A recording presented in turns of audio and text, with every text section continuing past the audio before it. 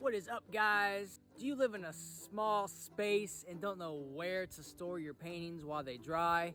Or to store your paintings that are dry until you sell them or until you get them in a gallery someplace? Well, in this video, I've got you covered.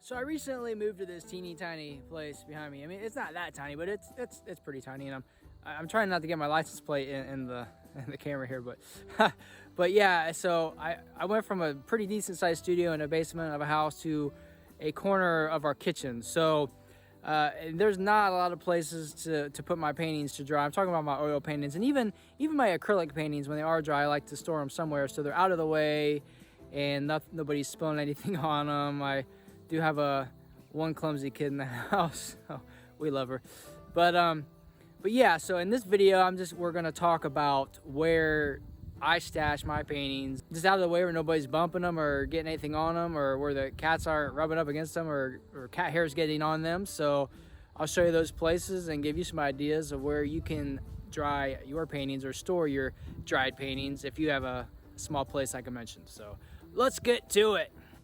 All right, we are inside now. I've shaved, I've cut my hair, I've changed my clothes, it's all good.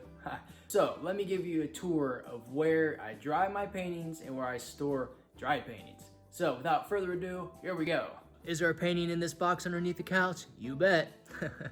It is a 16 by 20 painting in a cardboard box, and it just sits there until it's dry. Awesome. Also in the living room, I have this cabinet. I just found it on the side of a road. It was free, I picked it up, and as you can see, there's some paintings in there. It's a great place to dry them. So if you have a cabinet or a cupboard with some empty space, then those are perfect places to dry paintings. And speaking of cabinets, I'll show you the next place.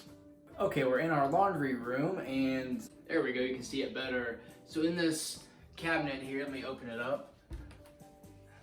See what painting? Yes, there is indeed a painting on the top shelf that is drying. This one's been purchased, so I'm just waiting for it to dry so I can give it to the buyer. As you can see, I like to store my paintings in closed places, cupboards, boxes, where they're not gonna be bumped or get anything on them or any cats rubbing up against them or getting any cat hair on them.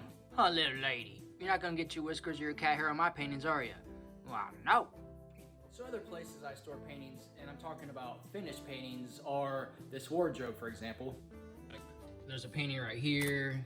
There's other ones in a box back there. So those are stuff I finished and just put up for sale, or even personal paintings that we keep around the house, hang up and change out occasionally. Speaking of which, I also hang finished paintings on the wall, even if they're on the market. And when they sell, I just take them down and replace it with something else. Either a painting that's ours that we want to keep. When I say ours, my girlfriend and I.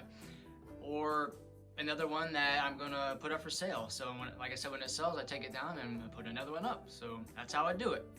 All right, so that gives you a really good idea of where you can store your paintings, whether they're drying or whether they're finished. So if you like this video, please give it a like, and also please subscribe. And if you have any creative places that you store your paintings, whether you're drying them or whether they're finished and you're waiting to sell them, please let me know in the comments below. I look forward to reading them and seeing how you store your paintings. So until the next video, y'all take care. I love you. Peace.